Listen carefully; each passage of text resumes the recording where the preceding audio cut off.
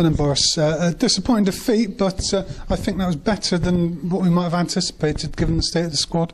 Yeah, you know, at the end of the day, we were in the game till the second goal, really. You know, even at 1-0 down, you're obviously still in the game, but to lose 2 goals. But, you know, the first one is terrible defending by Coopy and Ammo. You know, one of them should be behind and one of them in front from just a big punt forward. You know, I think they talk about us being direct, and then that's how they scored their goal. And then the second goal, from the kick-off, Jack Harris lets it bobble over his foot again. And, you know, instead of him putting the ball in the corner, as most teams do, they end up down in our right-back spot, and it hits Greeny's hand. You know, I said to the ref at half-time, we've had about 4 or 5 like that we haven't been given this season, but everyone's been given yes. And he says, that's fair. He said, well, I wasn't the one who did the other 4. I said, yeah, fair enough. Let's have some consistency from you lads. You know, he had a poor game. I hope he admits that. He went on the shout a lot of the time. He let their centre-halves get away with murder. Scott Wilson goes in with a challenge with his hands down by his side, gives a free kick against him. What's that all about? You know, but that's because, you know, they got some experienced players and they call for the shout, and inexperienced rest, not up to the level, make that decision, and that's basically what happened, I'm afraid, from his point of view. But, you know, let's not take anyone away in Boston. I was a bit critical of them last year when Hurst and Scott were in thing. You know, they were dogged and they had a couple of really good players in Church and Pearson, I think it was. I thought they were decent this year, and once they got the first goal, there was really only one winner, and that's how it was today. But we've got to dust ourselves off. The results haven't been too bad today.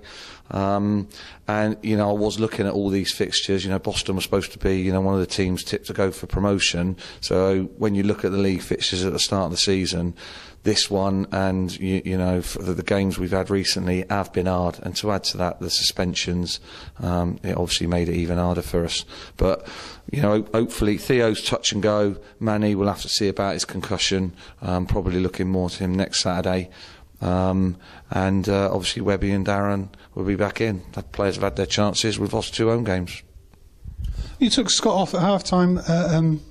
Is he struggling with the physical nature of this league? Yes, it's a physicality, but then you know, he got upended for a few challenges, and which was harsh on him. You know, he's played a game and a half. We just needed a bit of muscle up there and try to dog it out. And once we got the goal, I thought, you know, you want the guys to kick on, and I said to him, you know, they might be thinking, flipping out, he's a bit harsh there. But as soon as we got a goal, I think Darren Mullins went up for a header, and then Morph got muscled off the ball, again, too easily. Coopy missed a challenge, a couple of other players missed a challenge, and they lifted their game, which Dave Bird's goal should have lifted for us. And that was a little bit disappointing from my point of view, that, you know, we didn't, you know, there was no, come on, let's go in, and, you know, taking a quick throw in, getting the crowd going. There was nothing. And they reacted better than us, and then it was game over. Great goal, wasn't it? Is that Football League quality shining through? Yeah, it was, yeah. You know, his one goes in, Morse goes just over. You know, but you know, you look at it, Lockie had a great chance in the first half, just side foots it in, we're 1-0 up, changes the game. They go up the field 10 minutes later, get that little bit of luck, score the goal, it was a good finish, and then, you know, the penalty. Harsh, but it was handball, but on, you know, Drawsden, Boston last year, you know, we just don't seem to get things there. But I suppose Blythe would be saying about the penalty we had last week, which was probably soft. Well, you give Matt Lydiard half an hour today. I like what I've seen of him. What does he have to do, or any other development squad have to do, to really force their way into your team? Well, you do what you've just done there. A couple of them come on the last couple of games. That, you know, that's what I want, a bit of fire in their belly to do that, and he's shown that.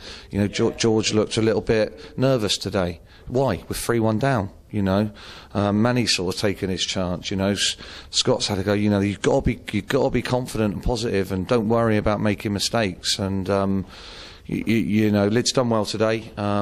He works on a Saturday morning, and, you know, really, it's not really the time to bring him in. Maybe in a couple of weeks' time, hopefully, touch wood.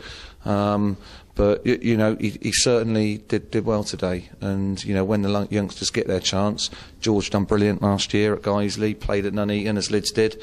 We will look at that.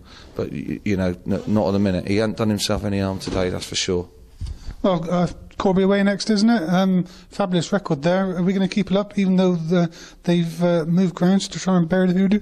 Yeah, well, we've got Guiseley, haven't we, on Tuesday, and then we've got Guiseley there Tuesday, and you know, I want to see a reaction. You know, we obviously beat them a month ago, and we got a point up there last year. They're going for the title, so it's going to be an interesting game. And then we're looking towards the Corby and the Corby and the Hidston game, which could be a big weekend. Well, thank you, Boris. Thank you.